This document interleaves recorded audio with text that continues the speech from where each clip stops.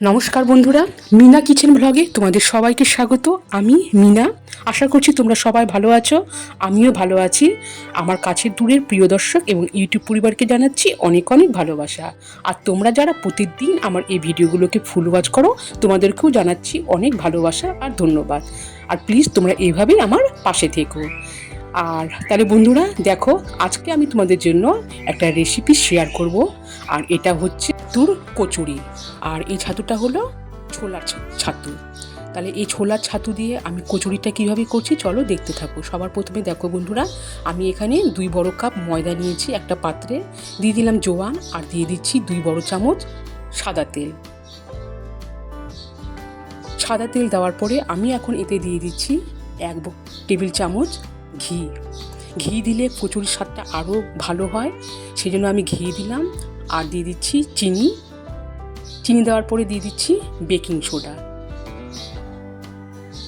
এরপরে এখন আমি ময়দাটাকে ভালো করে ময়ান করে নেব।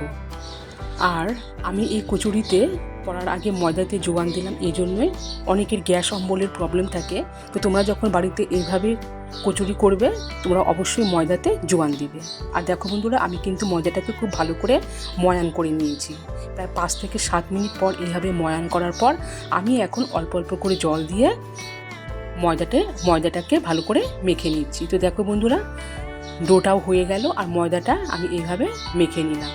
এরপরে এখন আমি একটা প্লেট দিয়ে প্রায় 30 মিনিটের মতো ঢাকা দিয়ে রেখে দিব। আর এইদিকে আমি ওভেনে আর একটা কড়াই বসিয়ে দিয়েছি। কড়াই গরম হয়ে যাওয়ার পরে আমি দিয়ে দিয়েছি সাদা তেল। তেল গরম হয়ে যাওয়ার পরে দিয়ে দিলাম জিরা। এখানে আছে 1 চামচ হিং। আর দিয়ে দিচ্ছি 5 থেকে 6টা কাঁচা লঙ্কা কুচি। কাঁচা লঙ্কা কুচি দিয়ে আমি এখন নাড়িয়ে নিচ্ছি। তো দেখো বন্ধুরা, কিছুক্ষণ নাড়ানোর পর আমি দিয়ে দিলাম শুকনো লঙ্কার গুঁড়ো।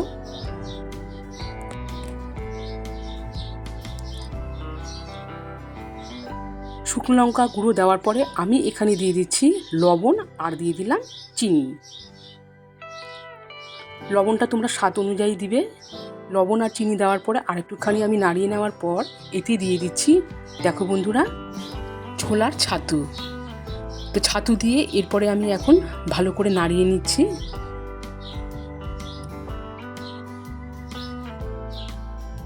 তো এইভাবে নাড়ানোর পর দেখো বন্ধুরা, বেশ সুন্দর একটা ফ্লেভার, খুব সুন্দর একটা গন্ধ আসছে। আর এখানে দেখো ছাতুটাকে কিন্তু আমি এইভাবে হালকা লাল করে ভেজে তুলে নিলাম।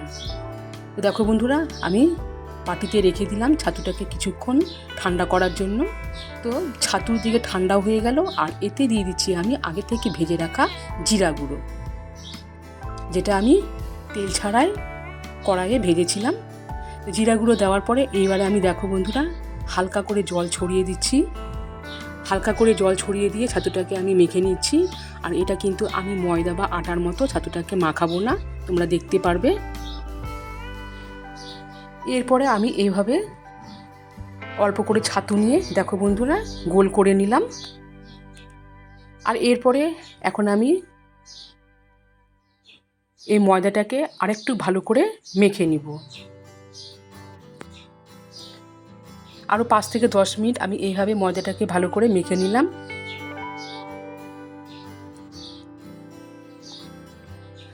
মাখানোর পর আমি দেখো বন্ধুরা একটা করে লেচি করে নিলাম। আর এই কচুরিটা আমি একটু বড় করেই করছি, কারণ ছোট করে করলে অনেক সময় চলে যায়।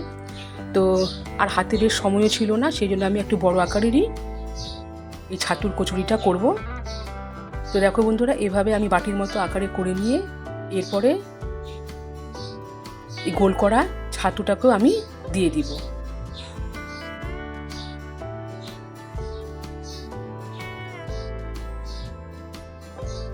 তো দেখো বন্ধুরা, আমি কিন্তু আগে ঠিক পুলি পিঠার মতো ভালো করে ভাঁজ করে নিয়ে তারপরে আমি একটা রাউন্ড শেপে নিয়ে আসব। এইভাবে করলে কি হবে, সহজেই কচুরিটা ভাজার সময় ছুটে যাবে না বা ভেঙে যাবে না। তো দেখো বন্ধুরা, এইভাবে আমি প্রত্যেকটা করে নিলাম।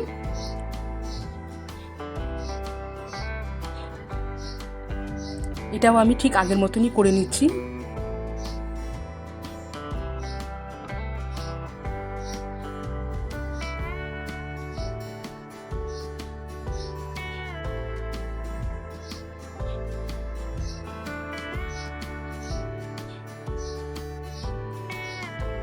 তো এইভাবে করে নেওয়ার পর আমি দেখো বন্ধুরা হাত দিয়ে ভালো করে দাবিয়ে নিচ্ছি।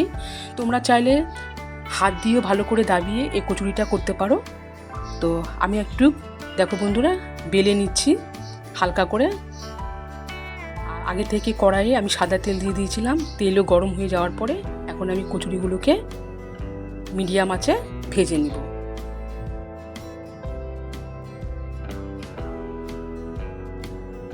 তো এই দেখো বন্ধুরা আস্তে আস্তে কচুরিগুলো বেশ সুন্দর ফুলে উঠেছে।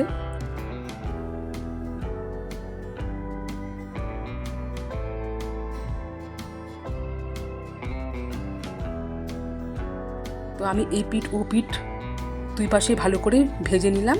এবারে আমি আস্তে আস্তে করে তুলে নিচ্ছি। তো দেখো বন্ধুরা আর যেগুলো বাদবাকিগুলো আছে ঠিক এইভাবে আমি ব্রাউন কালার করে ভেজে তুলে নিব।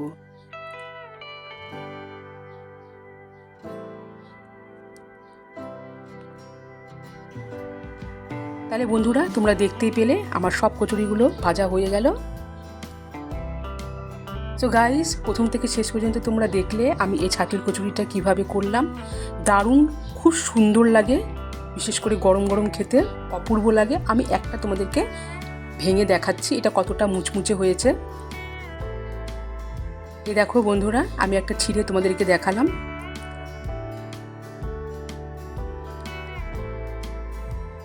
এটা তোমরা ধনেপাতার চাটনি বা সস দিয়েও পরিবেশন করতে পারবে। তো আমি এখন সস দিয়ে এটা খেতে শুরু করে দিলাম। তোমরাও বাড়িতে এভাবে ট্রাই করবে আর অবশ্যই কমেন্ট করতে ভুলবে না। সবাই ভালো থেকো, সুস্থ থেকো।